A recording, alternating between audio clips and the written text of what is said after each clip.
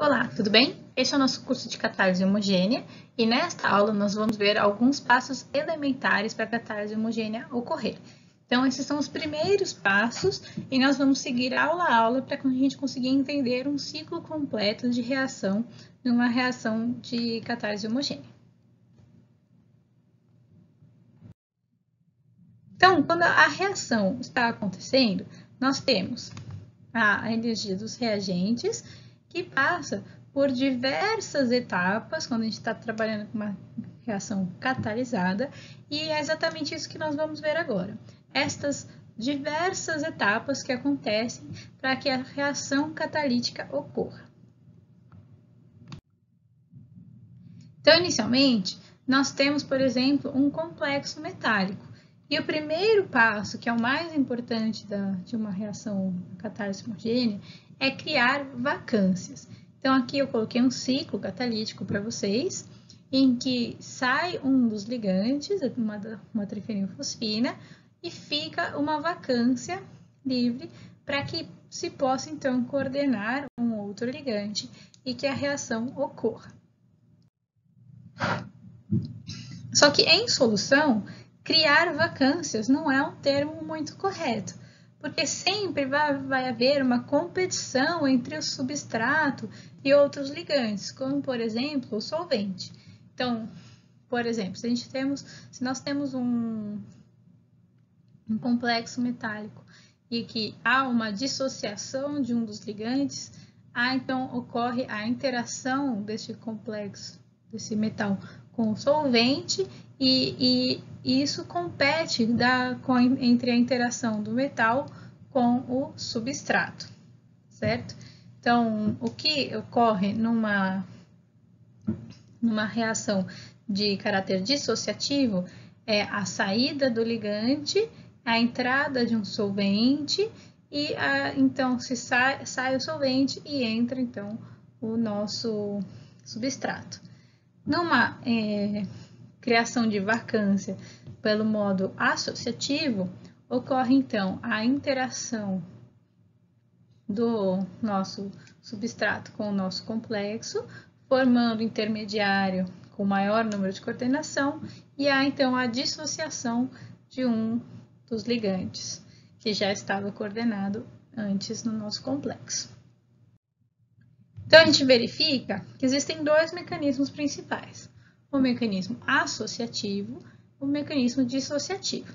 Na realidade, a maior parte dos mecanismos ocorre via mecanismo intertroca, em que ele é um intermediário entre o mecanismo associativo e dissociativo, sendo o associativo e o dissociativo os dois extremos opostos. Então, no mecanismo associativo, nós temos normalmente complexos quadrado-planares com metais do tipo níquel 2, paládio 2, platina 2, ródio 1, o irídio 1. E isso faz com que haja, então, a disponibilidade já de uma vacância para que o nosso substrato coordene ao nosso metal, formando o intermediário com maior número de coordenação, neste caso, número de coordenação 5, ele forma, então, ele a geometria piramidal não é muito favorável, então ele se rearranja para formar uma bipirâmide trigonal, e então, novamente, se rearranja para formar o quadrado planar, que sai, e aí então podemos soltar um dos ligantes que já existia no complexo. No modelo dissociativo, nós costumamos ter complexos com 6 ligantes, octaédricos, com metais do tipo rutênio 2, cobalto 3, ródio 3 e irídio 3. Neste modelo, um dos ligantes se dissocia, do complexo, formando então uma vacância, e há então a coordenação do nosso ligante, do nosso substrato a este complexo. O intertroca, como eu falei, é um mecanismo intermediário entre esses dois. Então, o que ocorre, Imaginemos que nós temos, então, um complexo octaédrico solvatado com água. Esse complexo, ele tem a constante de troca de água, em que ele pode soltar um dos ligantes e formar um complexo piramidal, certo? Isso já naturalmente. Isso, então, não há a ligação do metal com o outro ligante, e há, então, a adição de um ligante, e ele, então, entra e forma um novo complexo. Ou, então, o que se faz? Há o complexo, na presença de um ligante, se aumenta, ele forma um complexo de esfera externa, então ele aumenta o volume desse intermediário, e então ele consegue entrar nessa esfera, na esfera interna, à medida que um dos ligantes está saindo. E há então uma formação do nosso complexo, em que há uma fraca ligação entre o metal e o ligante, e o metal e o ligante que está saindo. Ou então, nós temos aqui o nosso complexo de esfera externa, que troca, que faz uma associação, então forma um complexo com maior número de coordenação, e ele dissocia uma água, formando então o complexo inicial. Então, são esses mecanismos que nós podemos ter. Então, aqui é o mecanismo de dissociação, aqui é o intertroca, e aqui é o de associação, tudo bem? Então, no mecanismo associativo, nós temos o complexo metálico reagindo com um dos ligantes, formando um intermediário com maior número de coordenação. Já no mecanismo dissociativo, nós formamos um intermediário que é formado do complexo, do ligante que vai entrar e do ligante de saída. Para que a gente consiga determinar qual desses mecanismos está ocorrendo, a gente precisa ter, por exemplo, que haja a formação de intermediários detectáveis experimentalmente. Quando a gente não consegue detectar na formação desses intermediários, a gente chama esses mecanismos de intertroca, que pode ser com maior tendência associativa ou com maior tendência dissociativa. Em que há, então, uma ligação fraca entre o metal e o ligante que está entrando e o metal e o ligante que está saindo como um intermediário. Então, aqui mais propriamente do mecanismo dissociativo, a substituição dissociativa de ligantes ela é favorecida por complexos coordenativamente saturados de 18 elétrons. Então, eles costumam ser complexos com metais D10 tetraédricos ou D8 tetraédricos. E nesse caso, há uma ligação metal-ligante que é quebrada, evitando a formação de um composto com 20 elétrons. Então, aqui eu tenho para vocês, novamente, uma espécie de 18 elétrons, ele forma um intermediário com 16 elétrons, ao se ligar a um novo ligante, ele forma novamente uma espécie de 18 elétrons. Nesse mecanismo dissociativo, nós temos também a importância da simetria dos intermediários que são formados, né? Então, na simetria octaédrica, que nós temos aqui do nosso complexo inicial, nós temos esse tipo de diagrama de orbitais moleculares, que nós temos os orbitais D, S e P do metal D8, interagindo com os ligantes, com as determinadas simetrias, as simetrias adaptadas da simetria octaédrica, certo? Então, nós temos aqui os orbitais moleculares desse tipo de complexo. Quando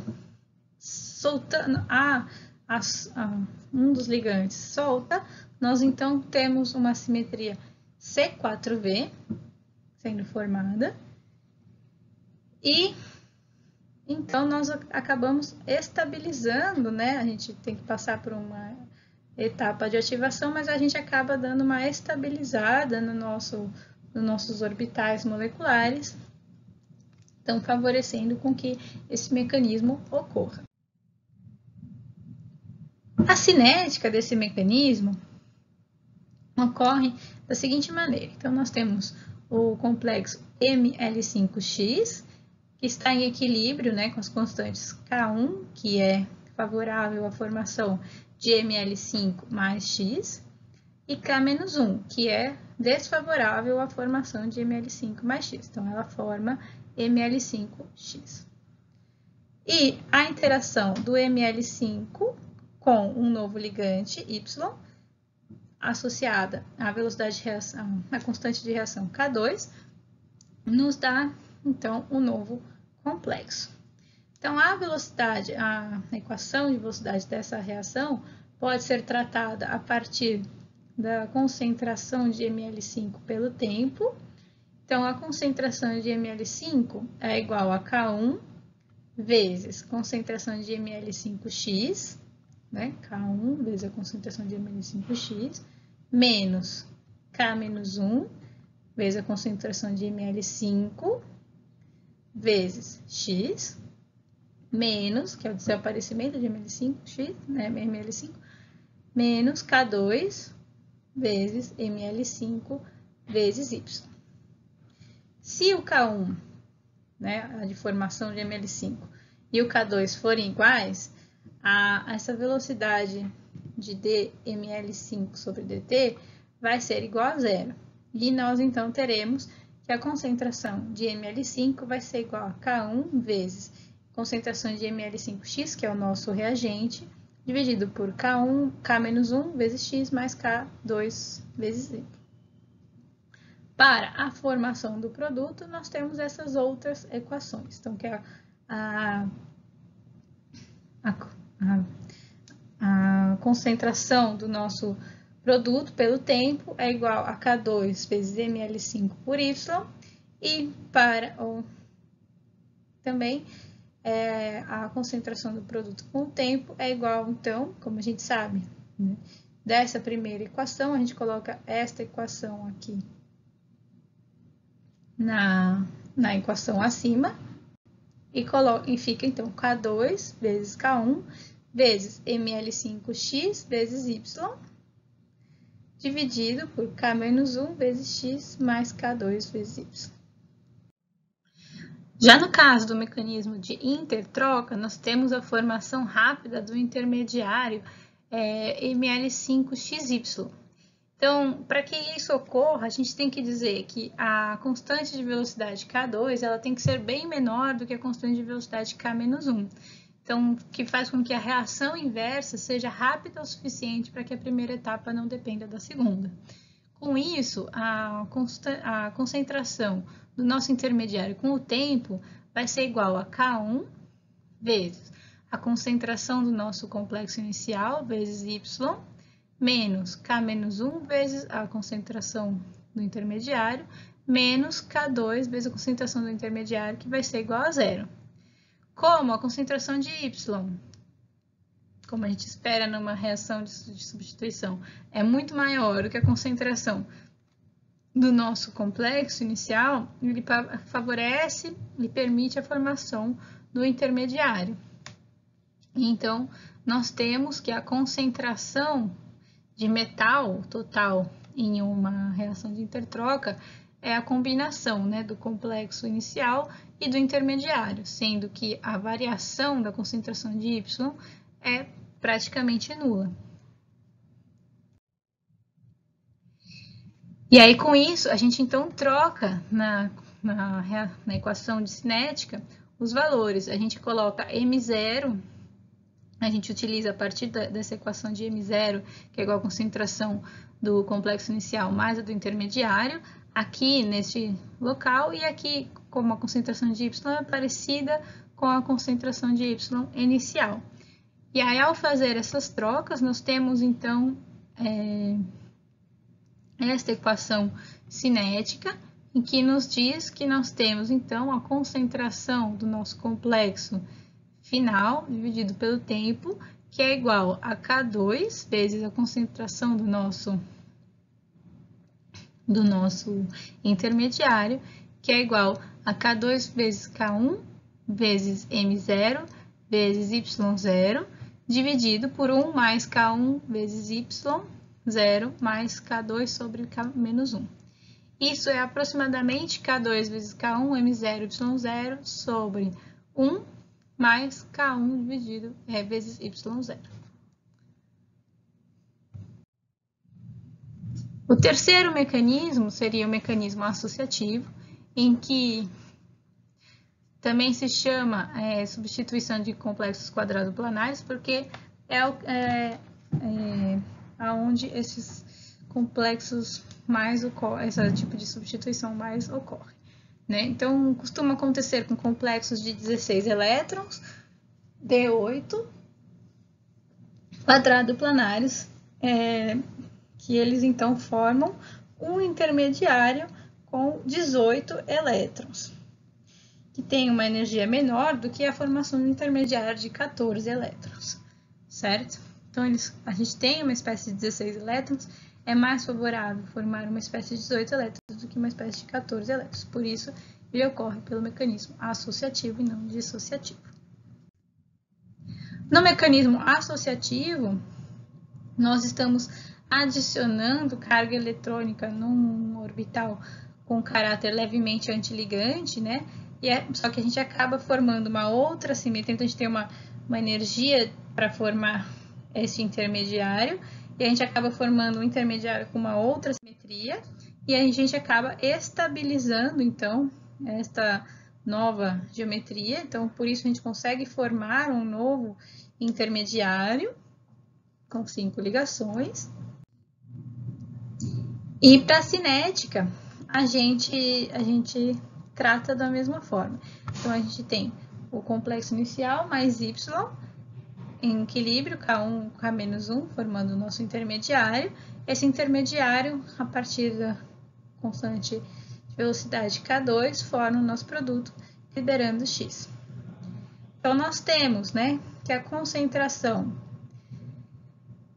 do produto com o tempo é igual a K2 vezes a concentração do intermediário, e a concentração do intermediário com o tempo é igual a K1 vezes os reagentes, mlx vezes y, menos K-1 vezes a concentração do intermediário, menos K2 vezes a concentração do intermediário, que é igual a zero. Então, quando a gente põe essas duas equações iguais, né, a gente consegue obter, então, essa seguinte equação de velocidade de reação.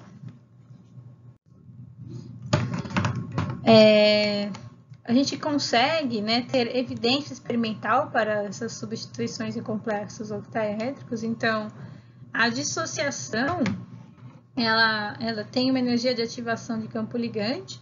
Então, o que a gente tem é igual, né, por exemplo, a energia de estabilização do campo ligante C4V, porque a gente forma um complexo C4V, menos a energia de estabilização do campo ligante octaédrico. Então, vai ser igual a 2 elétrons sigma. Por exemplo, o rutênio 2, ele é um metal D6. Ele tem essa seguinte distribuição de elétrons quando está numa geometria octaédrica. E aqui a gente tem 12 elétrons sigma. Então, nós temos 6 elétrons que estão em 3 orbitais sigma.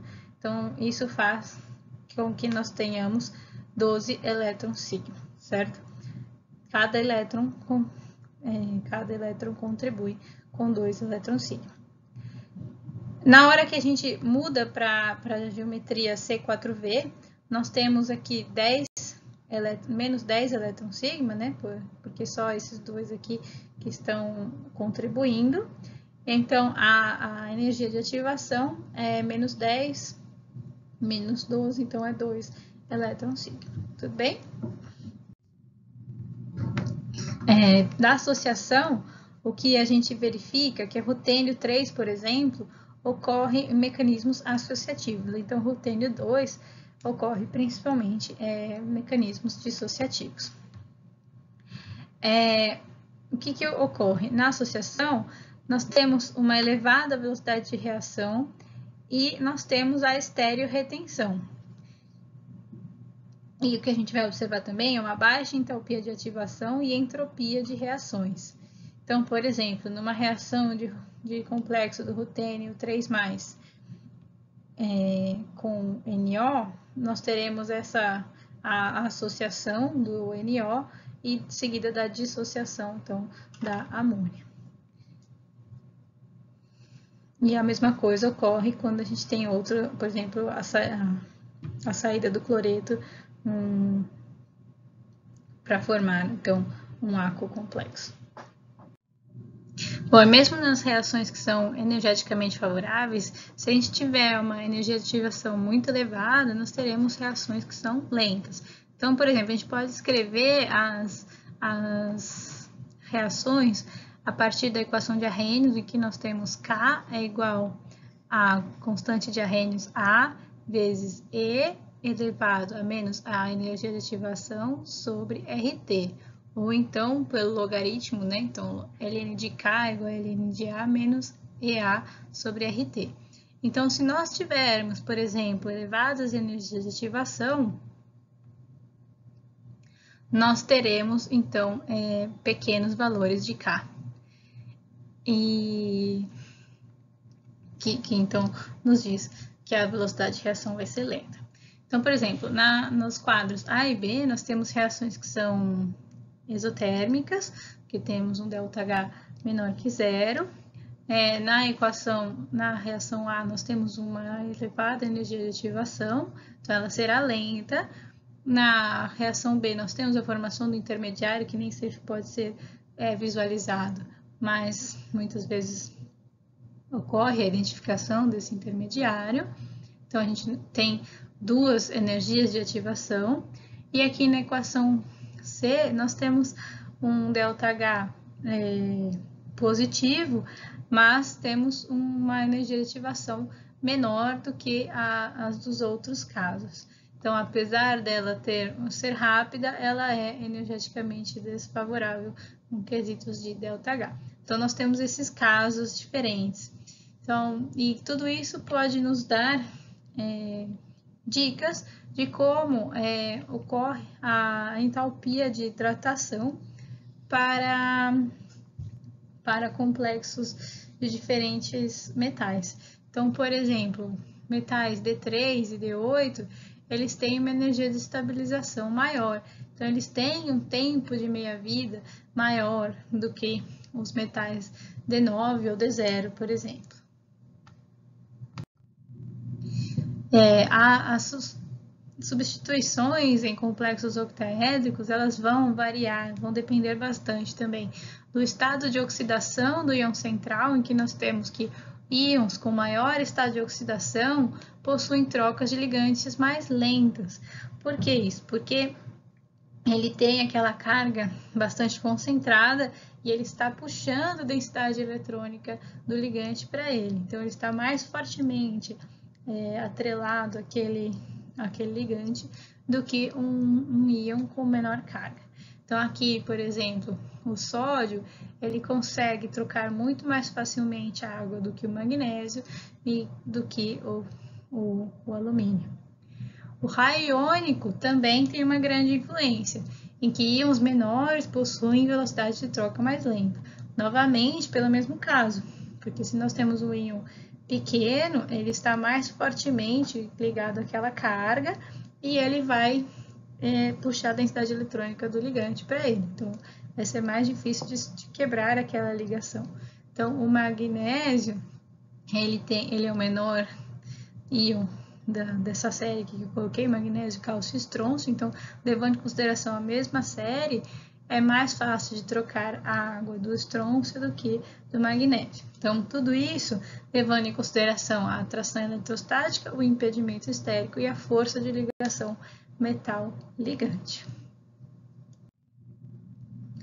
Então, nós temos aqui um exemplo da vida real, né, de aminação de álcoois, que nesse artigo da ACS Catálises de 2014, os autores propuseram um mecanismo em que eles tinham um complexo de irídio, esse complexo aqui de irídio, que tem um anel de 5 membros, coordenado a 2 aminas, e eles disseram, então, que havia a coordenação, né, do álcool a este complexo de irídio, e esse álcool, então, era oxidado, formando, então, o aldeído. Este aldeído reagia com a amônia, formando a imina. A imina, novamente, se coordenava ao complexo de irídio, formando, então, a amina, e a amina era liberada à medida que entrava mais álcool neste ciclo. Este ciclo foi proposto, né? E eles disseram que existiam diversos complexos que eram capazes de realizar essa reação.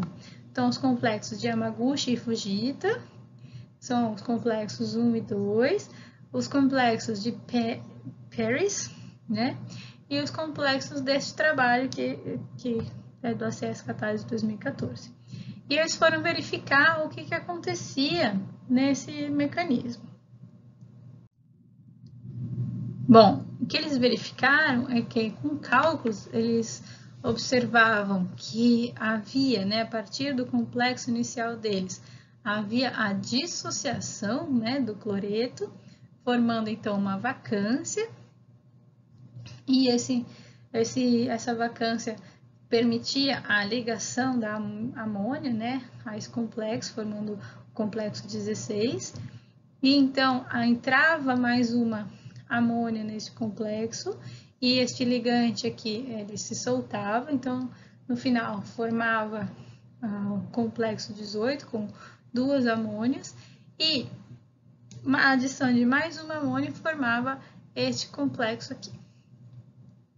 E eles disseram que todos os complexos que eles estudaram passavam pela formação deste complexo aqui de amônia. Nas reações, né, de dissociação, uma coisa que é importante da gente levar em consideração é que pode haver a racemização do complexo. Então, na hora que a gente tem a saída de um dos ligantes, este complexo pode entrar em equilíbrio com outras geometrias e há, então, a formação de um outro enantiômero daquele complexo.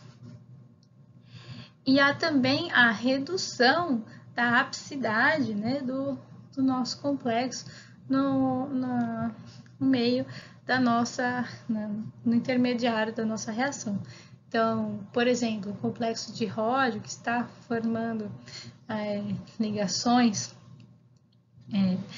com um anel de 5 membros aqui, à medida que ele coordena com a trifenilfosfina, ele forma um intermediário com uma menor apicidade do que o complexo inicial, e quando há a saída do CO, ele volta a formar o novo complexo. Então, ele passa, né, por um complexo de 16 elétrons. Nesse caso, seria a adição associativa. Então, são estas diferenças de mecanismo que fazem sutis diferenças ao final de um produto, né, de uma catálise homogênea. Então, nós vimos essa primeira etapa, né, que é a formação da vacância, então, que pode ocorrer tanto por mecanismo dissociativo quanto por mecanismo associativo. E agora nós vamos ver a segunda etapa de um mecanismo de catálise homogênea, que seria a adição oxidativa. Então, na próxima aula, nós veremos sobre adição oxidativa. Até mais! Tchau!